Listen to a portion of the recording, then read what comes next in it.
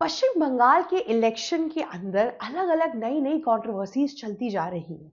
हमने पहली बार देखा कि कोई सिटिंग सीएम सुप्रीम कोर्ट में खुद काले कलर का शॉल ओढ़े व्हाइट कलर की साड़ी पहनकर खुद ही अर्जी अपील करने या दर्ज करने के लिए वहां पर खड़ी हो जाती है। जी हाँ, मैं किसी और की नहीं, ममता बनर्जी की बात कर रही हूँ। बहुत टाइम से सुप्रीम कोर्ट के अंदर उनके अलग-अलग केसेस चल रहे थे, बट एसआईआर के खिलाफ जो उनको इश्यूज थे उसको रेस करने के लिए वो खुद ही सुप्रीम कोर्ट पहुंच गए। वहां पर उन्होंने अपील किया और वो बोला कि एसआईआर में बहुत से ऐसे लीगल वोटर्स हैं जिनका नाम हट गया है। बिहार इलेक्शन के बाद से अब जो बड़ा चुनाव बीजेपी के हाथों आ रहा है वो है वेस्ट बंगाल इलेक्शन, और जिसमें अमित शाह, मोदी जी, इन लोगों ने कोई कसर नहीं छोड़ी है इसे अपना बनाने के लिए। पर यहाँ पर सबसे बड़ा सवाल ये आता है कि क्या ये जो जीत ये लोग अपना बनाने की कोशिश कर रहे हैं ये आसान है कि नहीं? क्या वेस्ट बंगाल की जीत अमित शाह या बीजेपी के हाथों लिखी है कि नहीं? क्या इतना सब कुछ करने के बावजूद भी ये जीत उनके हाथ में आएगी? सबसे पहले शुरू से शुरू करते हैं। इस टाइम पर जो वेस्ट बंगाल के अंदर माहौल है उसमें हिंदुत्व, एसआईआर, बांग्लादेशी मुस्लिमों के खिलाफ एक अर्जी, ये सारे पॉइंटर्स जा रहे हैं किसकी तरफ? बीजेपी की तरफ। और दूसरी ओर यहाँ पे ममता बनर्जी जो एजेंडा लेके चल रही है उसके अंदर पॉलिसीज आ रही हैं, एसआईआर के खिलाफ ये बात कर रही हैं कि एसआईआर नहीं होना चाहिए, क्योंकि यहाँ पर बीजेपी सिर्फ बांग्लादेशी मुस्लिमों को हटाने की बात नहीं कर रही है, पर बंगाली मुस्लिमों पर भी टारगेट कर रही है, माइनॉरिटी पर भी टारगेट कर रही है इनडायरेक्टली। ये बात ममता बनर्जी बताना चाहती है लोगों को कि अगर बीजेपी आ गई तो हमारी जो स्टेट है उसमें से सेक्युलरिज्म हट जाएगा। यहाँ पर जो वामपंथी विचारधारा है वो हट जाएगी और हिंदुत्व का ही राज होगा। तो यहाँ पे बाकी जितने भी अदर माइनॉरिटी के रिलीजन है उनके लिए खतरा होगा। 15 साल से ये लड़ाई बीजेपी और ममता बनर्जी के बीच में चली आ रही है। इसमें आज तक बीजेपी ने इतने स्टेट जीत लिए, कम से कम 20 से ऊपर स्टेट अभी बीजेपी के पास है, लेकिन टीएमसी के इर्द गिर्द भी नहीं पहुंच पाई बीजेपी। लेकिन लास्ट लास्ट ईयर जब Lok Sabha election, sorry, last time जब लोकसभा इलेक्शन हुआ था उस टाइम पे हमने देखा था कि बीजेपी को करीबन 38% सीट्स मिली थी। यहाँ पर ममता बनर्जी की टीएमसी को करीबन 48% सीट मिली थी। जो आंकड़ा था उसका डिफरेंस बहुत ज्यादा नहीं था, इसलिए बीजेपी के अंदर कॉन्फिडेंस आ गया। और बीजेपी की जो पॉलिटिकल स्ट्रैटेजी होती है ना, उसकी जो विचारधारा होती है उसके अंदर और उतनी मेहनत करना, अभी मैं अगर साफ और सीधे शब्दों में आपको बता दूं तो इंडिया के किसी भी पार्टी के हित में या फिर मैं बोलूं उनके बस की ही नहीं है। इस टाइम पे आपको मैं बता दूं कि बीजेपी ने इस पॉलिटिकल स्ट्रैटेजी को इस तरीके से वेस्ट बंगाल के अंदर अटैक करने की कोशिश की है कि टीएमसी एकदम अंदर से हिल चुकी है। सबसे पहले एसआईआर ले आया। अब एसआईआर बिहार से आ रहा था, तो अगर बंगाल में भी एसआईआर लग रहा है तो बंगाल के सहित पूरे देश के सारे स्टेट्स के अंदर जा रहा है। छोटे छोटे कस्बे, शहरों, हर जगहों पे जा रहा है। अभी मैं आपको बता दूं कि अखिलेश यादव का स्टेटमेंट आया था कि यूपी में जो एसआईआर हो रहा है उसके तहत कम से कम 50,000 वोटर्स ऑलमोस्ट बहुत से कॉन्स्टिट्यूएंसी से निकाले गए हैं। सिमिलर वे में भी अभी तक आपका जो आंकड़ा वेस्ट बंगाल में आ रहा है उसमें करीबन 28% से लेके 30% बांग्लादेशी मुस्लिमों को, इलीगल वोटर्स को और अलग अलग तरीकों के जितने भी प्रावधान से वोटर्स लायक नहीं है, लीगल नहीं है वोटिंग बैलेट लिस्ट में, उनको हटा दिया गया है। लेकिन अब हम यहाँ पे ये देख रहे हैं कि बीजेपी ने एक और नई तकनीक यहाँ पे अपनाई है। यहाँ पर जो ममता बनर्जी अपना दोगलापन इतने सालों से दिखा रही है हिंदू मुसलमान का, उसको हटाने की पूरी कोशिश की है।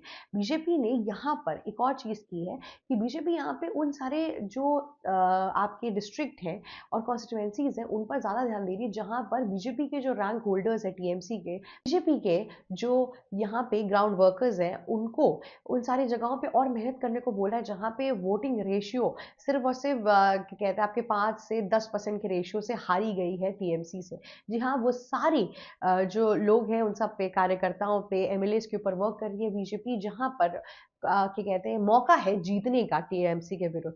लेकिन यहाँ पे प्रॉब्लम ना एक और आ रही है, बीजेपी के लिए यहाँ पे जीत अभी भी इतनी आसान नहीं है, क्योंकि जो टीएमसी के लीडर्स हैं वो ग्राउंड वर्क में बीजेपी के लीडर्स से बहुत अच्छे हैं, उनकी पकड़ बहुत अच्छी है।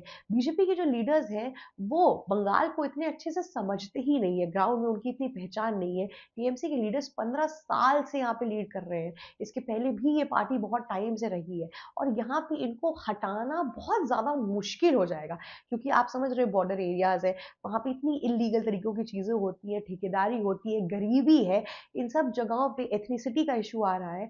और यहाँ पर बीजेपी के लीडर्स जो एकदम नए आ गए हैं, उनके लिए लोगों का उन पर विश्वास बनना बहुत मुश्किल हो गया है। दूसरी चीज कि बंगाल में बीजेपी के लिए कोई बहुत ही, मैं बताऊं, कोई ठोस चेहरा नहीं है जो ममता बनर्जी के अगेंस्ट खड़ा हो जाए। देखिए ममता बनर्जी कैसी भी है, बंगाल के अंदर उनको एक गुंडी बोला जाता है। देखिए ममता बनर्जी का जो भी रूल है, करप्शन रहा है, डेवलपमेंट रहा है, हर चीज को अगर मैं साइड करूं तो बंगाल में उनकी एक बहुत ही बोल्ड पर्सनालिटी है। उनके उनके हिसाब से बंगाल में एक गुंडा राज चलता है और उनको वहां से गिराना बहुत मुश्किल है। लोगों के अंदर एक तरीका विश्वास है ममता बनर्जी के लिए, दोगलीपंथी उनके सामने आ रही है, पर उसके बावजूद भी जो विश्वास है उसको हटाना इस टाइम पे बहुत ज्यादा मुश्किल है।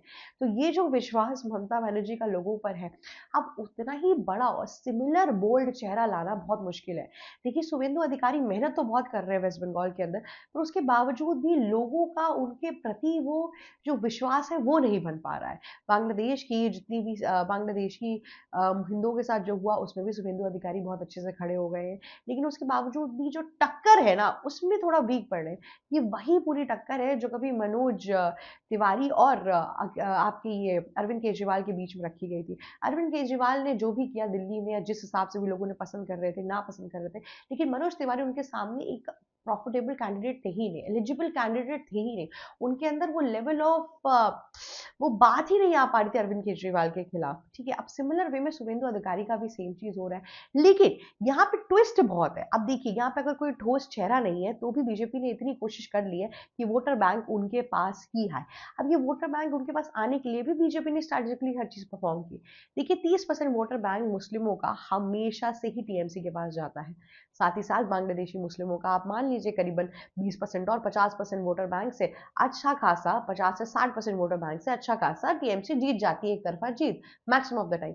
पर इस बार टीएमसी के पास सिर्फ और सिर्फ 30% ही मुसलमानों का वोटर बैंक बचा है, और बाकी एसआईआर के तहत इतने ढेर सारे वोटर्स को हटा दिया गया है, तो उनका वोटर बैंक नहीं बचा है। अब इसीलिए ममता बनर्जी यहाँ पे हिंदुओं को परसुएट करते हुए दिखी। आपने देखा होगा कि 15 साल से उन्होंने एक मंदिर की स्थापना नहीं की वेस्ट बंगाल के अंदर, और अचानक से वे यहाँ पर आई और उन्होंने जगन्नाथपुरी की स्टैब्लिशमेंट कर दी, यहाँ पे जगन्नाथपुरी बनवाने की बात कर ली। क्यों और कैसे, कहाँ से? ये क्योंकि उनको समझ में आ गया कि हिंदुओं का वोटर बैंक लेना जरूरी है, सिर्फ मुसलमानों से इस बार काम नहीं बन पाएगा, क्योंकि बंगाल के अंदर अभी भी मेजोरिटी में हिंदू ही हैं, तो उनके बिना काम नहीं चल पाएगा। इसीलिए उन्होंने हर हर महादेव करना शुरू कर दिया, अलग अलग जगहों पे हिंदुओं की बात करना शुरू कर दी। साइमल्टेनियसली अगर आप और दूसरी साइड पे देखेंगे तो बाबरी मस्जिद की भी स्थापना हुई है इसी वेस्ट बंगाल के अंदर। सोचिए इतना कंट्रोवर्शियल पॉइंट, इतनी कंट्रोवर्शियल चीजें, उसके खिलाफ आखिरकार आकर यहाँ पर अगर आप देख सकते हैं तो ममता बनर्जी ने बहुत हद तक, मतलब कहते हैं ना, आंखों में धूल झोंकने वाला काम किया। वहां पे मस्जिद भी बन रहा है और यहाँ पे कहती है हमारा कोई ताल्लुकात नहीं है हुमायूं कबीर के साथ। हुमायूं कबीर वही पुराने पूर्व टीएमसी लीडर हैं जिन्होंने बाबरी मस्जिद की नींव रखी है, और ये जो पूरा जो प्रोपेगेंडा है जिसे फैलाने की पूरी कोशिश वो कर रही है। अब देखिए इस पे भी कहीं ना कहीं ममता, लोग कहते हैं कि ममता बनर्जी का ही हाथ है, इसलिए क्योंकि कोई भी स्टेट में आप इतनी बड़ी कोई मंदिर मस्जिद बनवा रहे हो उसमें सीएम को नहीं पता।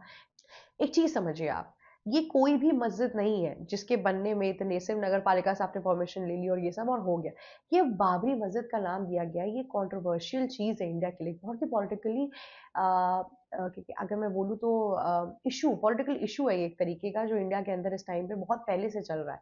अब उसी नाम का मस्जिद बनाना ये कोई छोटी बात नहीं है, ये एक तरीके का प्रोपेगेंडा था, साफ इलेक्शन के पहले लड़ा गया था।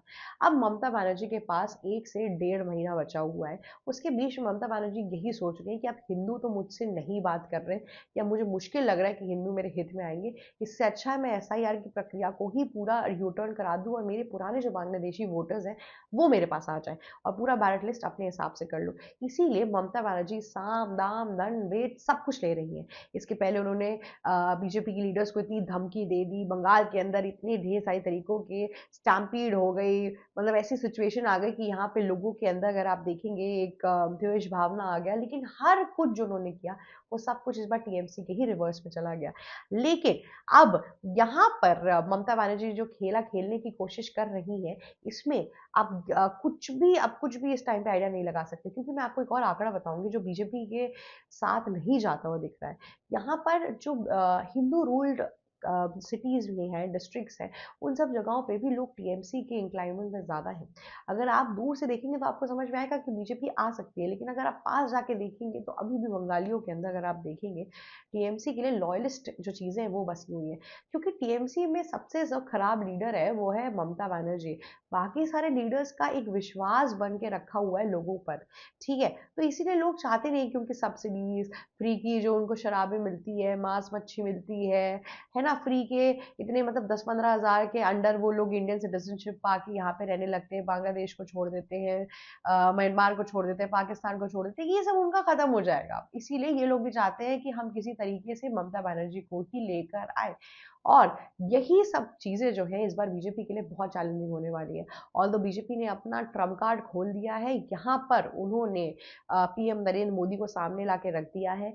अब इसके बाद से क्या होने वाला है, कैसे होने वाला है, ये बहुत ही ज़्यादा इस टाइम पे क्वेश्चनेबल पॉइंट सामने आ रहा है। और बहुत ही सबकी नज़र इस बार के वेस्ट बंगाल इलेक्शन में ऑलरेडी लगी हुई है, क्योंकि अगर आप देखेंगे अमित शाह ने यहाँ पे सीधे-सीधे क्लेम कर दिया कि हम इस बार वेस्ट बंगाल लेकर ही जाएँगे। बहुत सालों से बीजेपी ट्राई कर रही है। इस बार क्या होता है, कैसे होता है, ये देखना बहुत ज़्यादा इम्पोर्टेंट है। अगर आपको ये वीडियो अच्छी लगी तो प्लीज़ हमें लाइक, शेयर, सब्सक्राइब और कमेंट करना मत भूलिएगा। जाते-जाते बेल आइकन भी हिट कर दीजिएगा। Thank you so much for watching us. ABC Hindi news आज ही जुड़िए हर खबर के साथ।